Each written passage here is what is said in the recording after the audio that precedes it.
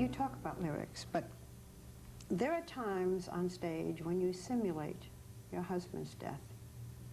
To some people, that's really terrible taste. Why do you do it?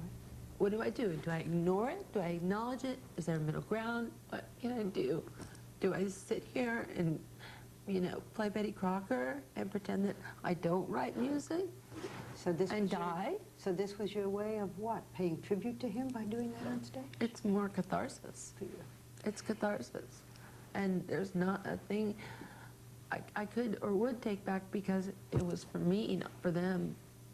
And yet they get something out of it. I'm not a clown. I would never dishonor my husband, and I don't think I have. Do you blame yourself? I mean, I know that there are fans of his who blame you. I do. What could you have done different?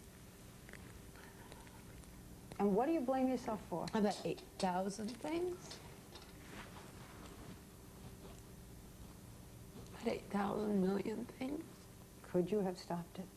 Yes. Could you have stopped it permanently? No, but I could have been diligent. Hold on, please. Let's talk about something else, okay? Let's talk No, about finish it. Okay. Damn it, finish it. All right. So they want to know. Why do you think your husband killed himself? He was ganged up upon? Courtney, do you really feel? I don't know. You feel his death is your fault? In this instance, yes. Because? Because I didn't need to call for an intervention. I shouldn't have called for an intervention. I just panicked. Because you tried to get him off drugs, and because he was not able to get off drugs, even though you were trying to do the right thing, it's your fault. He thought it was a waste of space. Yes, yes, I told him he had dropped the baby. And I was mean about it. I wasn't really mean, but I wasn't nice about it. You know, we were really polite to each other, generally, and I told him on the phone, I'm like, you know, you dropped the baby the other day when he was in rehab. You dropped the baby. He was like, what? I'm like, you dropped the baby. You dropped Frances on her head.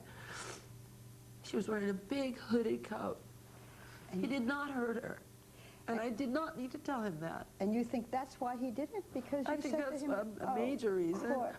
I do. I think that's a major reason. All right. And also, he felt like a waste of space and a sellout, and he'd made everything too huge, and it was his fault that everything was too huge. Do you understand what I mean? Yes, I do. I mean, it came like a Mack truck. First it was magical. It was so weird. It was surreal and magic in the air. Everybody my age remembers that period when his band got big, and then huge, and then the grown-ups knew, and then the boomers knew, and then, you know, I'm not putting you down at any means. And then I knew, someone as square as I knew. Person to person, or heart to heart, whatever. But, you know, age-wise and lifestyle-wise, we're different. And he was a superstar. And he was too famous. What about your own career? Does that have real meaning to you? I wouldn't be live if I hadn't gone on tour, and if I hadn't worked. Are you good? Work. Am I good? Yeah, critics say you're good. Critics say it's not just that she's Mrs. Kurt Cobain, she's good. I couldn't have gotten anywhere if I wasn't good. You know, you wouldn't be talking to me right now if we actually sucked. We don't suck. And what's the opposite of not sucking? We're really good. Okay. And that might sound arrogant, and I'm sorry. It's just the truth.